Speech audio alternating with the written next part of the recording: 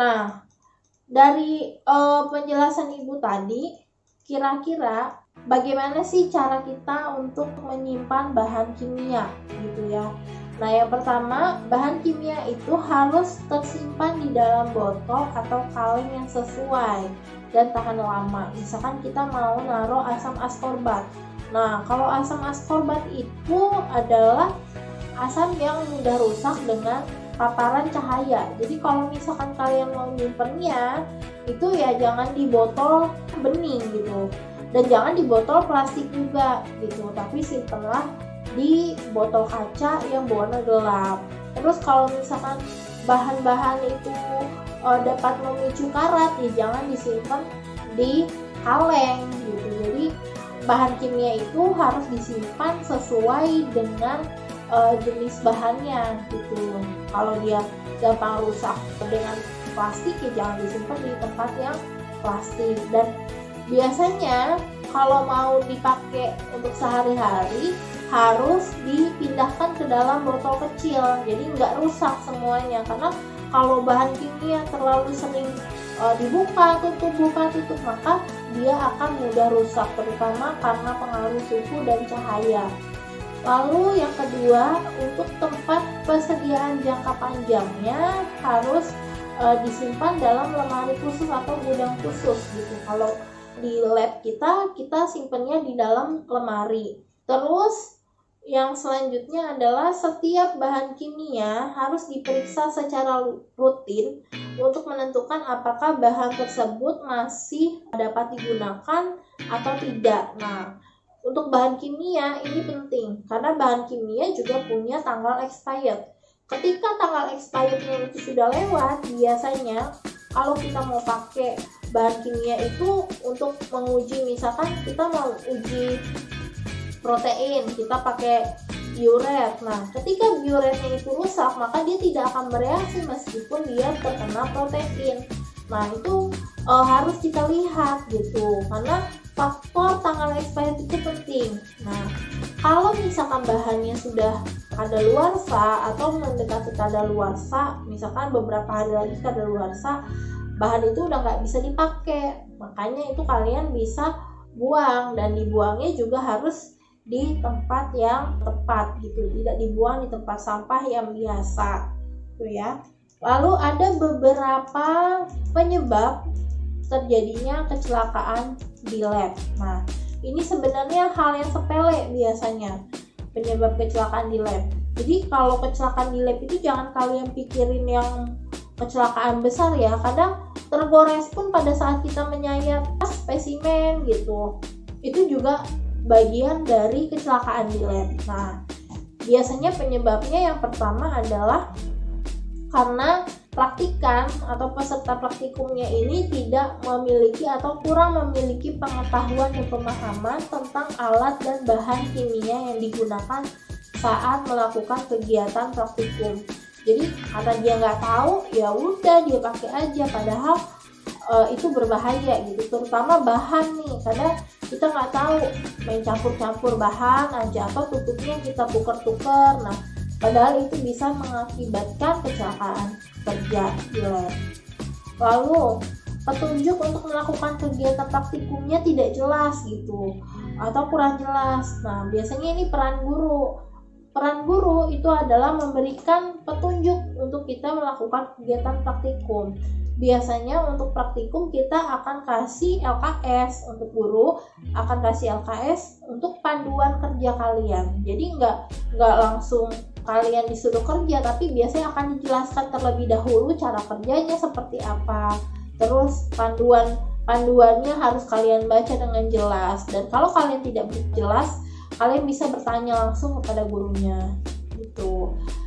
Lalu penyebab kecelakaan yang ketiga adalah pengawasan dan bimbingan yang kurang dari guru terhadap peserta praktikum. Yang keempat, perlengkapan keamanan dan pelindung untuk kegiatan praktikum di lab jumlahnya terbatas. Nah, kalau yang seperti ini biasanya jarang ya terjadi di 63, karena kalian pasti akan disuruh bawa jas labnya gitu, dan di lab biasanya sudah disediakan sarung tangan kalau kita prakteknya menggunakan bahan-bahan kimia.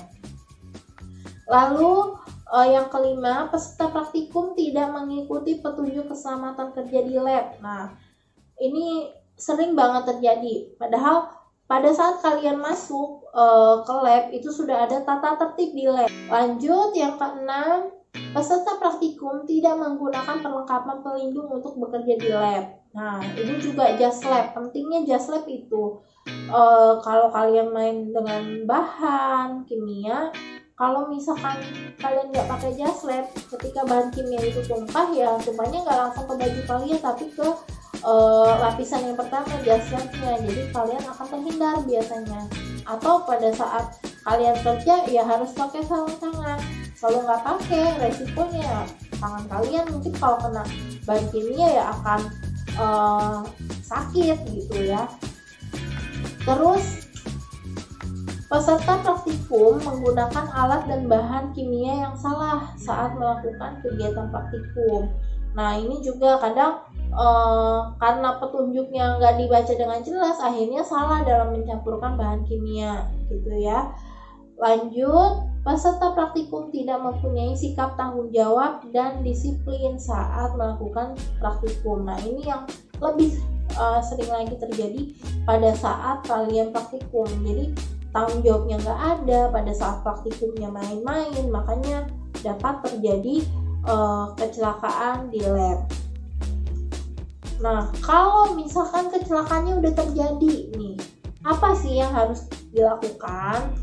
Nah, kadang-kadang kalau ngelihat temennya celaka, bukannya ngebantuin, malah kalian panik duluan.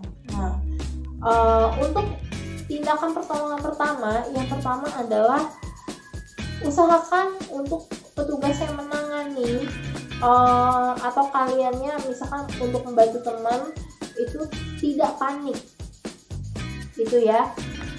Tapi biarpun nggak panik, bukan berarti kalian kerjanya jadi lamban gitu. Jadi kalian boleh santai tapi tidak lamban gitu. Jadi tetap cekatan dalam membantu orang yang terkena kecelakaan tadi.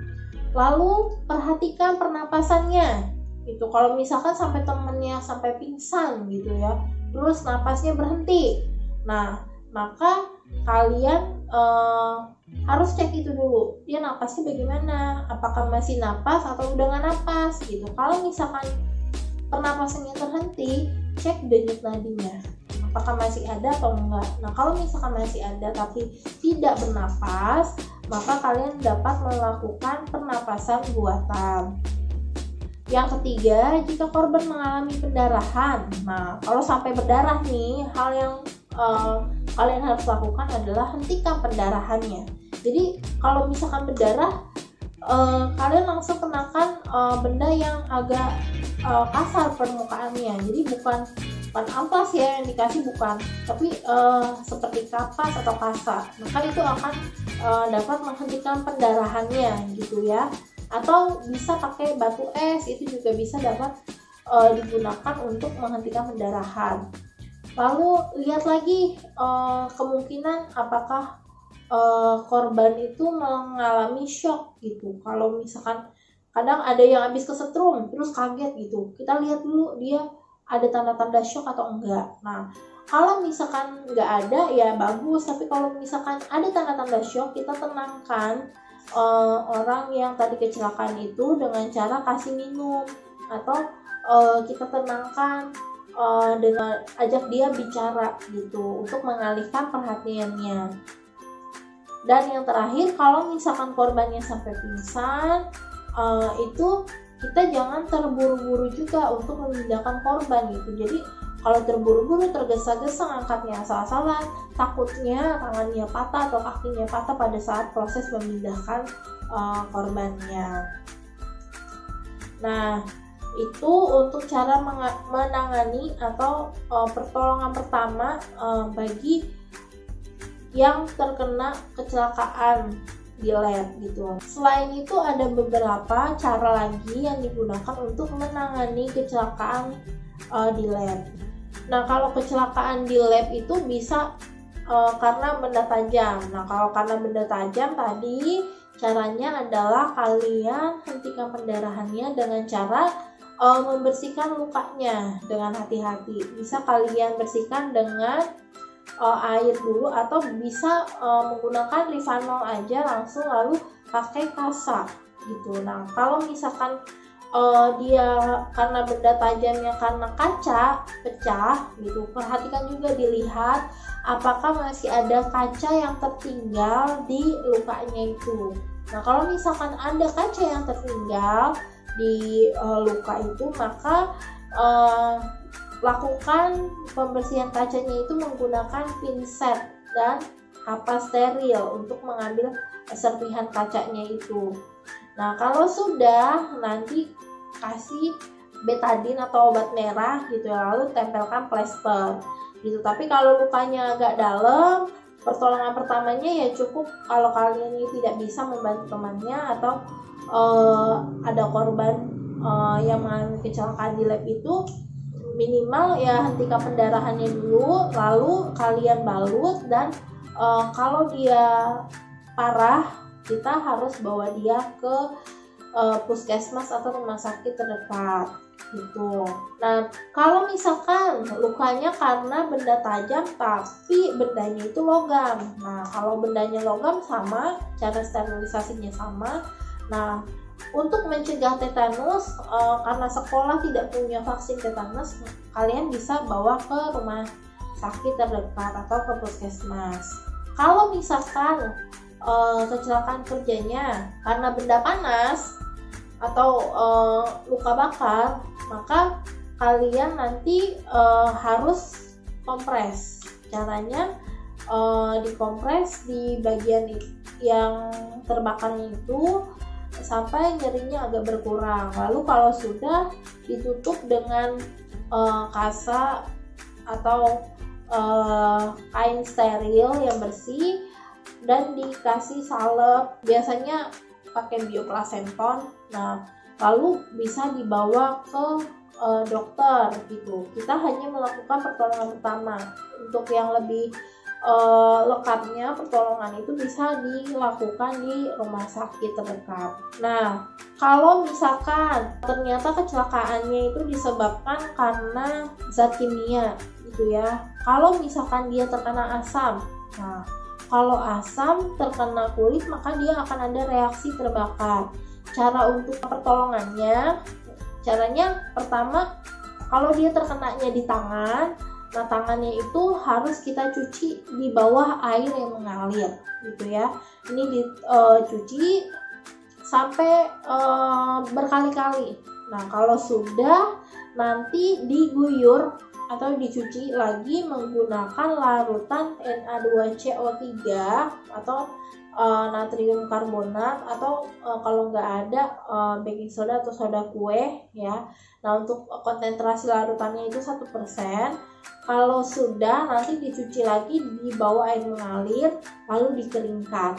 Nah untuk lebih amannya lagi, biasanya nanti disediakan pula salep. Nah salep itu nanti dioles ke bagian tangannya yang tadi terkena bahan kimia.